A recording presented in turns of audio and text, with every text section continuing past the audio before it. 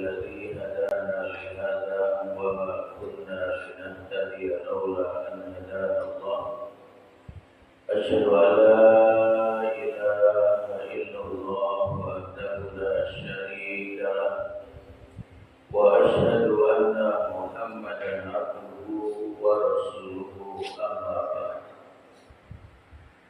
Yang sama-sama kita hormati dan muliakan imam dan pengurus Masjid At-Taqwa, hadirin wal hadirat jamaah kajian syuruk yang dimuliakan Allah Subhanahu wa taala.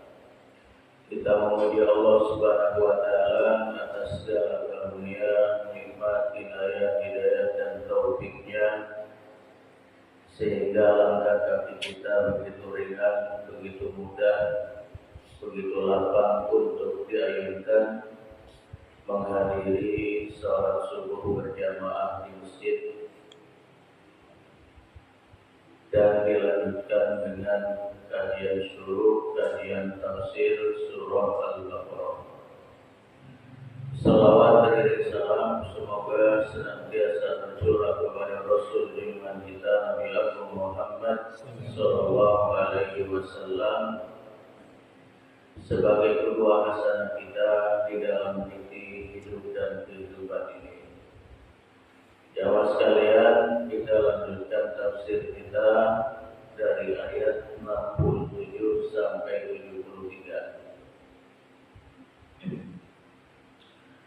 A'udzu billahi minasy syaithanir rajim. Bismillahirrahmanirrahim. Wa idh qala Musa liqaumihi inna Allaha ya'murukum an tadhbahu baqarah. Qalu atattakhiduna huzwa. Qala a'udzu billahi an akuna minal jahilin. Qalu ud'u lana rabbaka yubayyin lana ma hi. Qala innahu yaqulu innaha baqaratun la faridun wa la bikrun 'awanun baina dzalik faf'alu ma tu'marun. Qalu ud'u lana rabbaka yubayyin lana ma lawnuha. Qala innahu yaqulu innaha baqaratun safra'u faqi'un lawnuha tasurrun nazirin.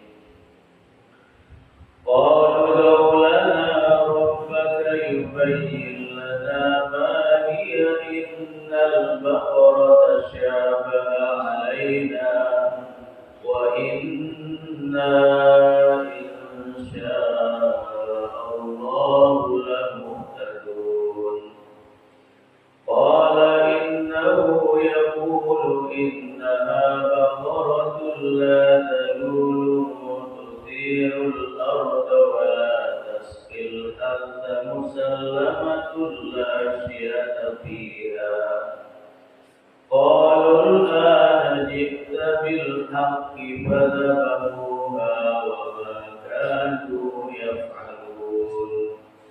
Wa in qataltum nafsan fadarabtum fiha wallahu mukhrijum ma kuntum taktumun. Wa qulna idribuhu bi ba'dihha kadzalika yuhyillahu al-mauta wa yuriikum ayatihi la'allakum ta'qilun.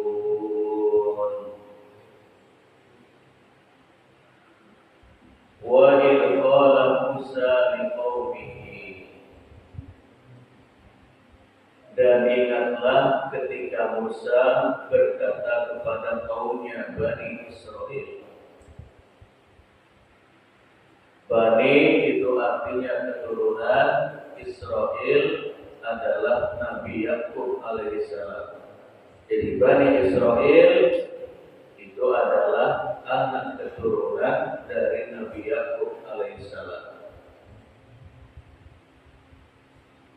Dan tentunya sebagaimana kita imani, kita yakini, dan begitulah fakta yang terjadi, bahwa iman itu tidak bisa diwariskan.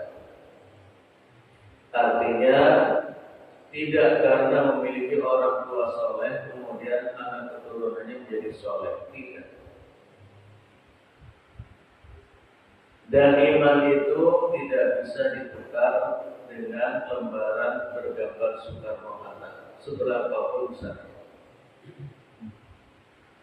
Tidak bisa ditukar dengan sawah ladang seluas apapun. Bahkan ditukar dengan kepingan-kepingan emas dan permata. Maka Bani Israel walaupun keturunan Nabi Yakub alaihissalam, tetapi kebanyakan dari mereka justru tidak meneruskan dan melanjutkan perjuangan orang tuanya, nenek moyangnya. Bahkan para nabi dan rasul yang diutus setelah Nabi Yakub alaihissalam, apalagi di masa Nabi Musa, Nabi Isa dan berikutnya, justru mereka banyak memerangi, memusuhi, dan bahkan membunuhi para nabi dan rasul yang diutus kepada mereka. Maka Allah Subhanahu wa Ta'ala mengingatkan mereka dalam ayat ini, termasuk pula Bani Israel, sampai yang hidupnya ke zaman Rasulullah SAW dan berikutnya diingatkan. Begitu banyak nikmat yang sudah diberikan kepada mereka yang tidak diberikan kepada umat-umat selain mereka. Bahkan mereka sudah diberikan manna wa salwa, makanan dari surga, daging dan madu. Kemudian mereka pun dipancarkan mata air, 12 mata air dari balik batu, dan masih banyak yang lain. Maka di sini mereka diingatkan oleh Allah Subhanahu wa Ta'ala dengan peristiwa yang pernah dialami oleh Bani Israel di masa Nabi Musa alaihissalam. Wa idh qala Musa liqaumihi innallaha ya'murukum an tadhbahu baqarah. Dan ingatlah ketika Musa berkata kepada mereka, kepada kaumnya, sesungguhnya Allah memerintahkan kepada kalian untuk menyembelih sapi betina. Qalu atattakhiduna huzwa. Mereka berkata, wahai Musa, apakah engkau ingin menjadikan kami sebagai bahan ejekan, sebagai bahan permainan, sebagai bahan cibiran? Qala a'udzu billahi an akuna minal jahilin. Musa berkata, sesungguhnya aku berlindung kepada Allah agar tidak termasuk orang-orang yang melakukan kejahilan, melakukan kebodohan. Ayat ini turun terkait dengan sebuah peristiwa yang terjadi di tengah-tengah Bani Israel. Jadi ada seorang laki-laki dari Bani Israel yang sangat kaya raya, hartanya berlimpah-limpah. Aqimun la walada lahu, Tetapi walaupun hartanya berlimpah ruah, ternyata dia seorang yang aktif, seorang yang mandul, tidak dikaruniai seorang anak pun. Sehingga kedepannya tidak ada yang mewarisi hartanya kecuali ibnu akhihi, kecuali keponakannya. Nah, karena keponakannya ini secara diam-diam mengharapkan bahwa kematian pamannya itu cepat, ternyata ditunggu-tunggu, nggak tinggal-tinggal. Ini sebagaimana disebutkan oleh Mukatir, ada dua kisah yang melatar belakangi ayat ini.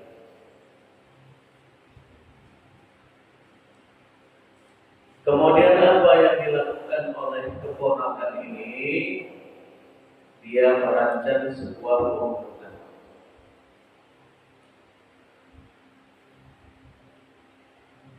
Sang paman diajak keluar di malam hari, ya dengan alasan ini dan itu. Kemudian sesampainya di padang gurun, maka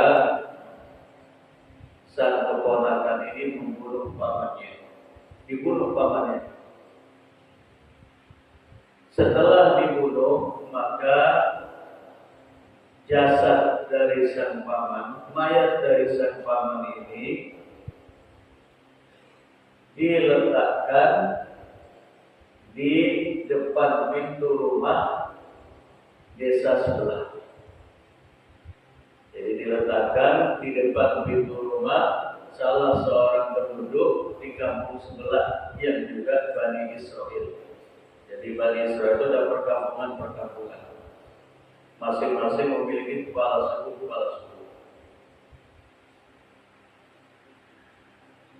Kemudian setelah itu sang keponakan pulang ke tempatnya. Begitu dia atau subuh hari menjelang datang, maka sang keponakan ini berteriak-teriak, "Paman, di mana paman?" Akhirnya kampung atau dusun itu goncang. Sang paman kemana pun nggak ada. Coba dicari di kampung sebelah. Setelah ke kampung sebelah, ternyata sang keponakan dan warganya ini, penduduknya ini menemukan bahwa jasad sang paman berada di depan pintu salah seorang penduduk di seberang. Maka sang keponakan menuduh bahwa yang punya rumah itulah yang telah membunuh sang paman. Nah, karena kampung sebelah ini selama ini tidak pernah ada masalah, mereka tidak mau mengakui. Kami semuanya baik. Tidak mungkin itu terjadi. Akhirnya terjadi gontok-gontokan, perseteruan, bantah-bantahan, sehingga mereka masing-masing dua kampung itu sudah mencabut pedang masing-masing ingin melakukan pertumpahan darah. Nah, orang-orang bijak di antara mereka mengatakan, "Lima taqtulu ba'dukum ba'dha." Kenapa kalian saling membunuh? Kenapa di antara kalian saling berperang? Hanya karena tertuduh dan menuduh siapa yang membunuh orang ini.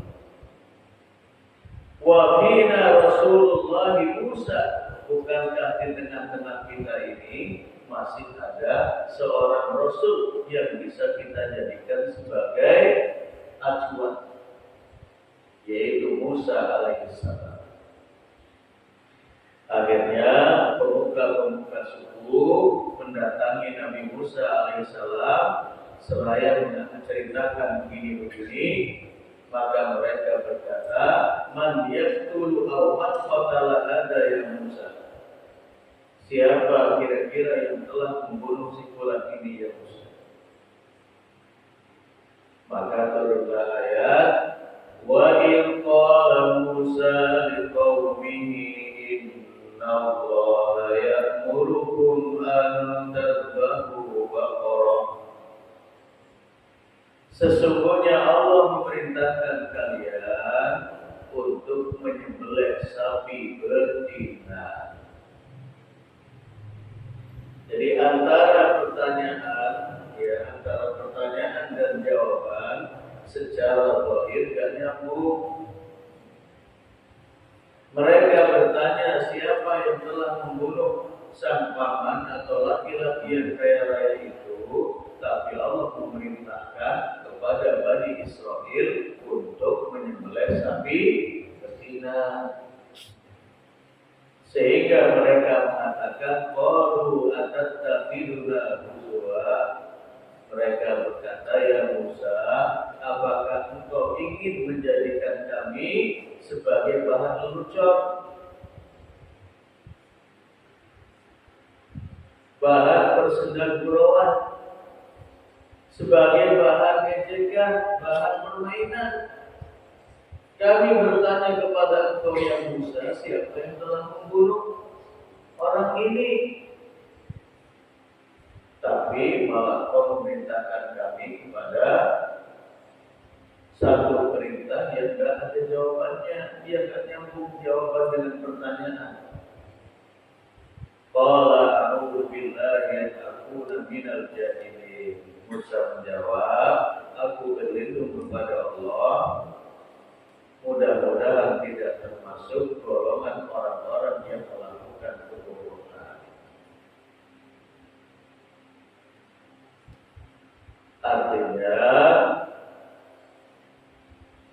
walaupun begitu, akhirnya Bani Israel, karena ini perintah Nabi Musa alaihissalam, mereka mentaati. Kemudian riwayat yang kedua yang disebutkan oleh Ibnu Katsir juga dalam tafsirnya adalah ada seorang laki-laki yang sama kaya raya, yang akhir juga tidak memiliki anak. Kemudian tidak ada yang bisa mewarisi hartanya kalau dia meninggal kecuali saudara-saudaranya atau kerabatnya. Nah, maka kerabatnya ini membunuh laki-laki ini. Membunuh laki-laki yang kaya raya itu, dibunuh, dihabisi nyawanya, kemudian diletakkan di padang savana. Kemudian kerabatnya ini datang kepada Musa alaihissalam yang setelah memberitahu masyarakatnya bahwa kerabatnya ini telah dibunuh. Kemudian mereka bertanya kepada Musa, siapa yang telah membunuh? Maka turun ayat ini. Inna Allaha ya'murukum an tadhbahu baqarah. Sehingga Bani Israel mengatakan, apakah kau ingin menjadikan kami ya Musa sebagai bahan lelucon? Pada akhirnya Bani Israel menerima perintah itu. Tetapi sebagaimana disebutkan oleh Rasulullah, sekiranya saja, seandainya saja mereka itu langsung melaksanakan perintah untuk menyembelih sapi betina, lakaba sudah cukup. Mau yang tua, mau yang muda, mau yang warnanya apa, mau yang seperti apa, kriterianya semuanya yang penting sapi betina mereka sembelih selesai. Tetapi lagi-lagi Bani Israel yang dikenal sebagai satu kaum, satu masyarakat, satu anak keturunan yang selalu ngengger. Akhirnya mereka menyusahkan diri sendiri. Qalu law lana rabbaka yubayyin lana ma hi. Mereka berkata kepada Musa, ya Musa, mohonlah petunjuk kepada Allah. Bertanyalah kepada Allah, sapi betina seperti apa yang mestinya kami sembelih itu. Qala innahu yaqulu innaha baqaratun la faridun wa la bikr. Kemudian kata Musa, Allah memberikan jawaban bahwa sapi betina yang diminta untuk disembelih itu adalah sapi betina la faridun, yang usianya tidak tua, wala bikrun, dan juga tidak terlalu muda, awalun baina dzalik, tetapi di pertengahan antara tua dan muda. Fa'alu ma tu'marun, kata Musa, sudah laksanakan saja apa yang diperintahkan Allah kepada kalian. Jadi sapi betina yang usianya di pertengahan, enggak terlalu tua, enggak terlalu muda, di pertengahan. Kata Musa, lakukan saja. Mereka malah bertanya lagi yang menyulitkan diri mereka. Qalu lana rabbaka yubayyin lana ma launuha. Wahai Musa, tolong tanyakan lagi kepada Tuhanmu. Kalau sapi betina yang enggak tua dan enggak muda banyak, maka kami ingin lebih definitif lagi.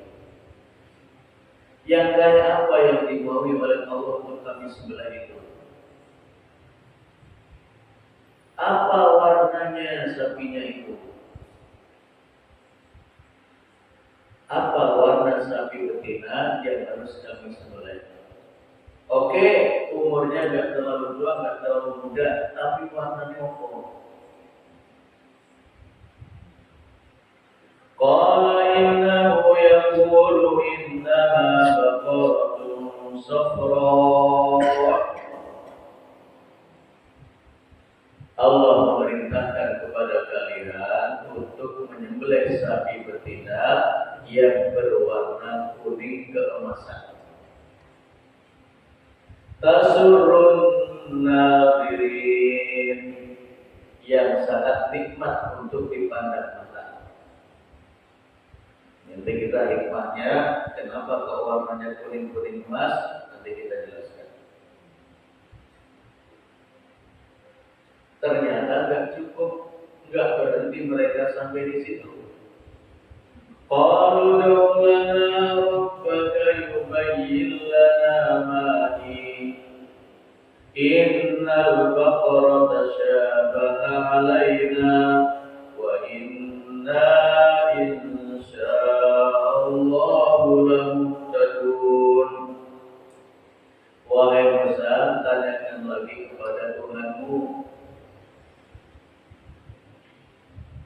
Ya, qalu lana rabbaka yubayyin lana ma hiya innal baqara tashabaha alaina.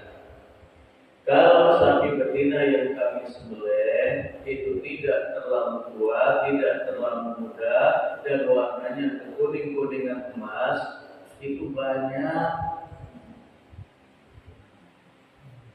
Tasyabaha alaina, bahkan hampir sapi betina yang kami miliki ya begitu semua warnanya. Wa inna insya'allah lamuhtadun, dan sesungguhnya kami insyaallah termasuk orang-orang orang yang mendapatkan petunjuk. Artinya yang bosan gak usah khawatir, kami nanti juga akan melaksanakan, tetapi lebih spesifik lagi. Dijelaskan lagi seperti apa. Qala innahu yaqulu innaha baqaratun la tadulun tusirul ardh. Allah memerintahkan kepada kalian untuk menyembelih sapi betina yang tidak terlalu tua, tidak terlalu muda, warnanya kekuning-kuning keemasan, juga belum pernah untuk membajak tanah, untuk membajak sawah. Sehingga ini yang menjadi dasar bahwa apa yang dilakukan oleh masyarakat dahulu, orang tua kita membajak sawah dengan sapi, itu sudah ada sejak zaman Nabi Musa dulu. Membajak sawah, belukung, garuk, pakai sapi, itu sudah ada sejak dulu. Maka yang diinginkan oleh Allah itu yang tidak pernah untuk berujul, tidak pernah untuk belukung, garuk, wala taskil haq, dan tidak pernah dipakai untuk mengairi sawah atau ladang. Jadi kalau dulu itu di zaman Nabi Musa ya sapi selain untuk membajak juga untuk membawa air, karena kendaraannya pada saat itu ya banyaknya adalah sapi.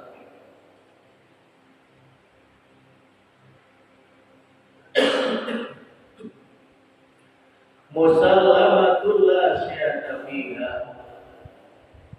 Kemudian yang selamat atau tidak memiliki cacat berupa belang. Artinya warnanya kuning emas tulen, tidak ada warna yang lain. Setelah ini diturunkan, ternyata mereka sudah nggak ngomong lagi. Mereka nyari ke sana kemari sapi betina yang sudah tua, agak muda, warnanya kekuning emasan, kemudian tidak pernah untuk membaca tanah, tidak pernah untuk mengairi sawah ladang, juga tidak memiliki cacat atau selamat dari belang dan seterusnya. Ternyata susah. Kesana kemari mereka mencari, nggak ketemu kecuali hanya satu orang yang punya, yaitu seorang wanita yang sudah tua renta. Sebagian yang lain mengatakan yang memiliki anak yatim.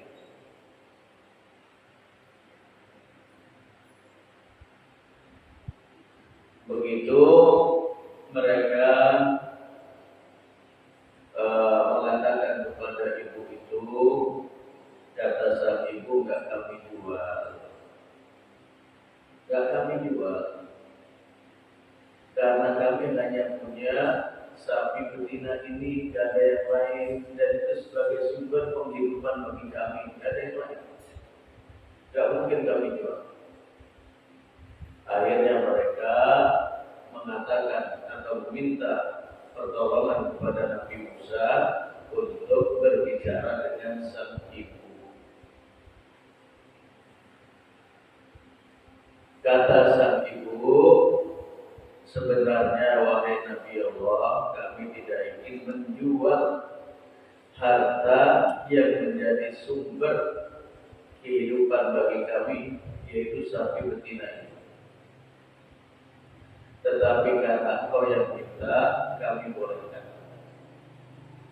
Tetapi dengan syarat, kata sang ibu, setiap kulitnya dari kepala sampai kakinya itu dihargai dengan emas.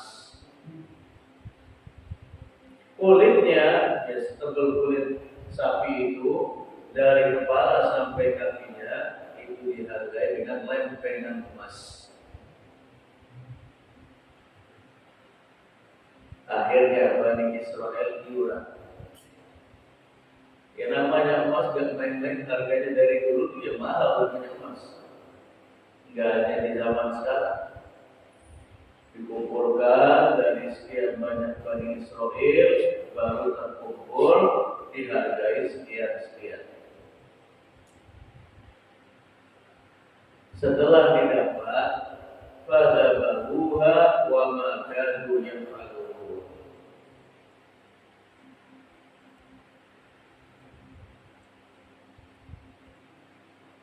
Mereka akhirnya menyembelih sapi betina itu dan hampir-hampir saja mereka tidak mampu melakukannya karena sikap mereka sendiri yang mempersulit diri sendiri.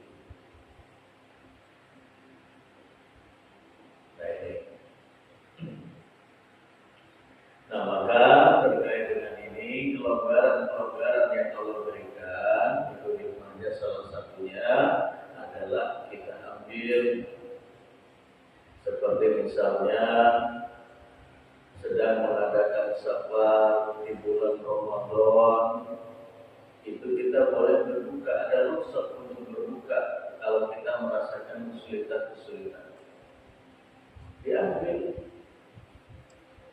Dalam perjalanan mengqashar sholat, menjamak dan mengqashar sholat, itu rukhsah yang Allah berikan. Diambil, dan itu yang terbaik.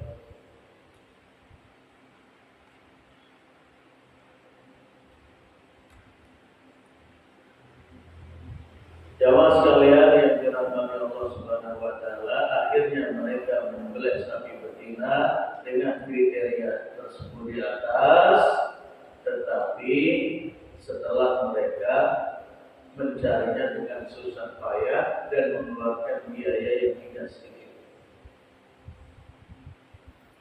Nah, setelah sapi betina itu disembelih, apa yang dilanjutkan?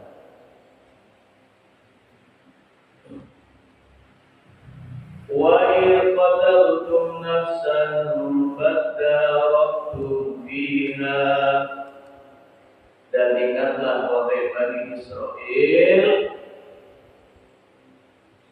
ketika salah seorang dari kalian membunuh yang lain, maksudnya dalam keponakan membunuh pamannya atau kerabatnya membunuh kerabatnya, kerabat membunuh kerabatnya.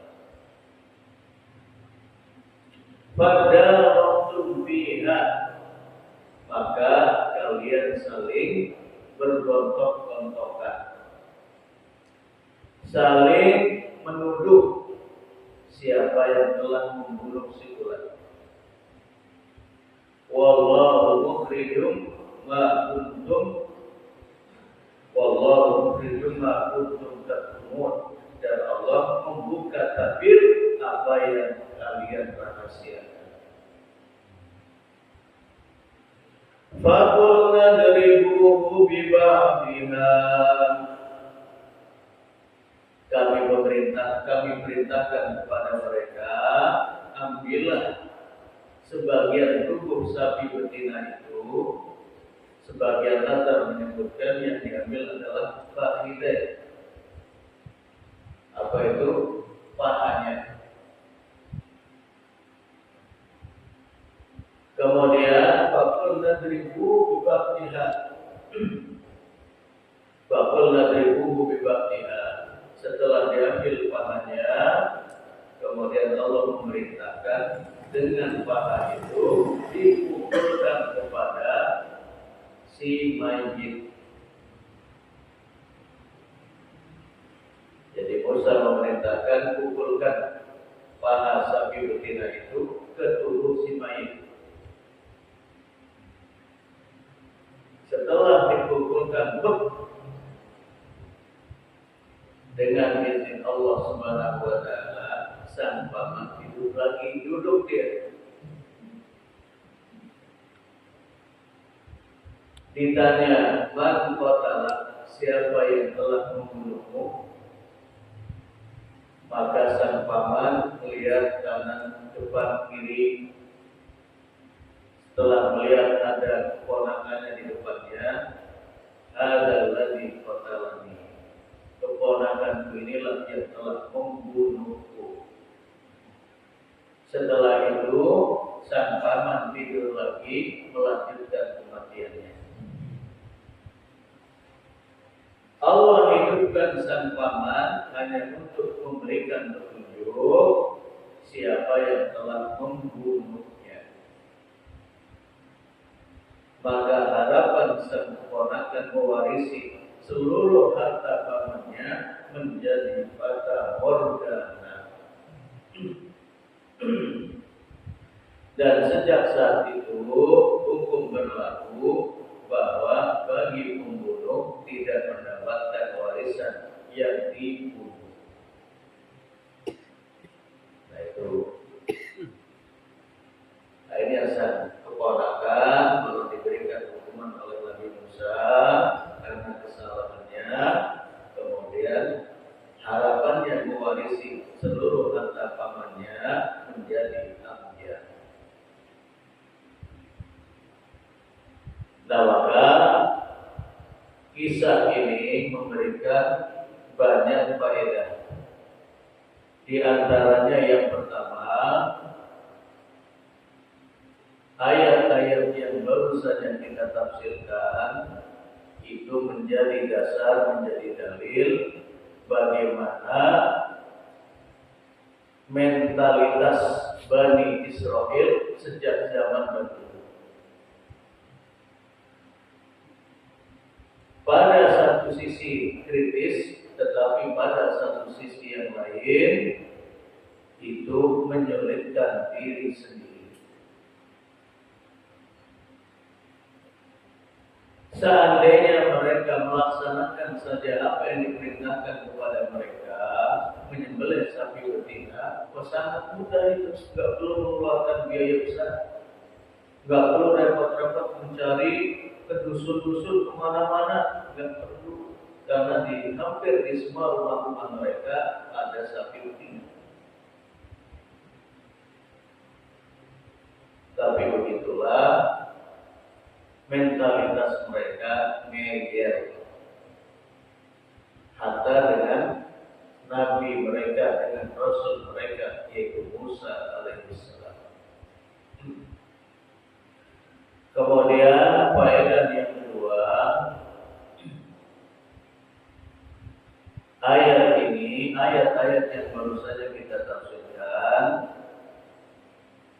memberikan faedah bagaimana mudahnya Allah menghidupkan sesuatu yang telah mati.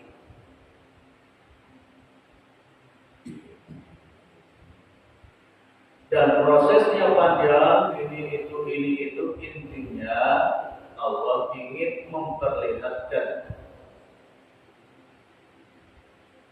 sebagian ayat-ayatnya, sebagian tanda-tanda kekuasaannya. Kadzalika yuhyillahul mauta, demikianlah Allah menghidupkan sesuatu yang telah mati, wa yuriikum ayatihi la'allakum ta'qilun, dan memperlihatkan sebagian tanda-tanda kebesarannya agar kalian berpikir. Dan dalam surah Al-Baqarah ini paling tidak ada 5 dalil indrawi yang sudah disaksikan oleh manusia pada saat itu bagaimana mudahnya Allah menghidupkan sesuatu yang telah mati. Termasuk yang belum lama kemarin kita tafsirkan adalah 70 nakib, 70 pemimpin dari Bani Israel. Itu setelah diampuni dosa-dosa dan kesalahan mereka mewakili Bani Israel karena telah menyembah sapi betina dari emas yang dibuat oleh Samiri.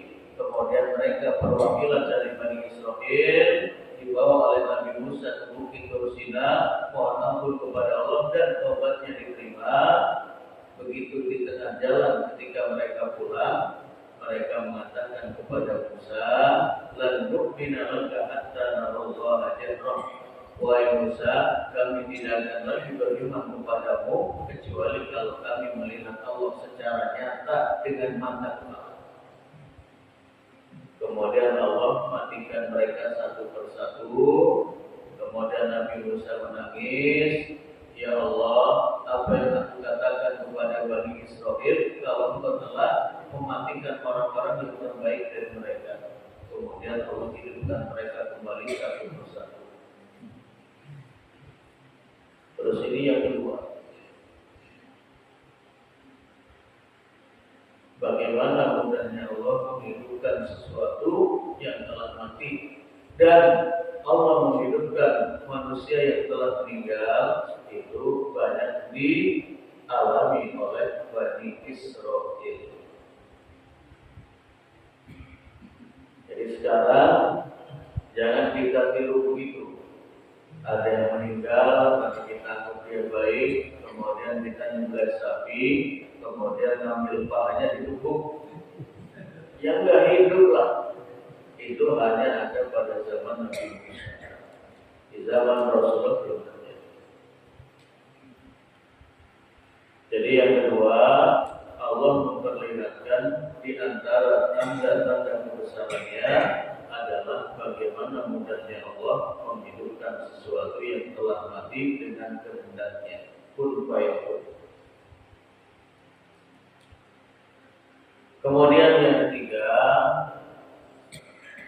ayat-ayat yang baru saja kita kaji itu menjadi dasar, menjadi dalil bahwa Allah ingin menghapus kenangan Bani Israel terhadap penyembahan mereka kepada sapi betina. Itu hikmahnya yang paling besar sebenarnya. Karena walaupun mereka sudah meninggalkan penyembahan terhadap patung sapi betina yang terbuat dari emas, yang dibuat oleh Samiri, ya emas kan warnanya kuning-kuningan emas itu. Maka sapi betina yang Allah kehendaki itu warnanya kuning keemasan. Kalau kuning banyak, tetapi kuning keemasan sedikit dari sapi bahkan hanya satu. Jadi Allah ingin menghapus kenangan indah mereka yang pernah menyembah sapi betina, patung sapi betina yang dibuat oleh Samiri, dengan pendekatan ini, dengan momentum pembunuhan ponakan kepada sang paman. Maka mereka sangat berat itu, ini itu bertanya ini itu, karena berat. Kenangan mereka menyembah sapi betina itu masih ada yang berwarna emas.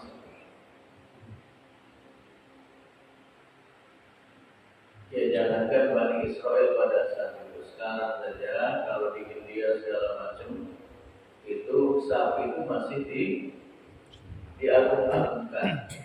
Beda dengan di Solo itu kerbau bule, Yai Selamat, itu yang diagungkan. Kata teman-teman yang sudah di India segala macam, di sekitaran bandara itu ya sapi kemana-mana itu gak ada yang marah. Karena bagi masyarakat India ya yang beragama itu dan seterusnya itu sangat mengagungkan sapi.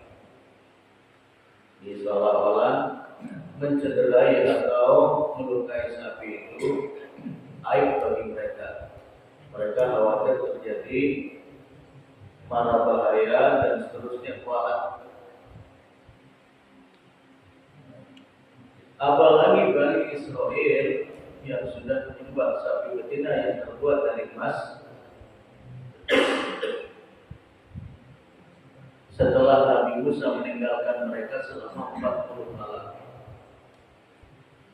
Namanya ibadah itu melekat di hati. Makanya kalau kita beribadah mau enggak melekat di hati, itu berarti ibadahnya palsu.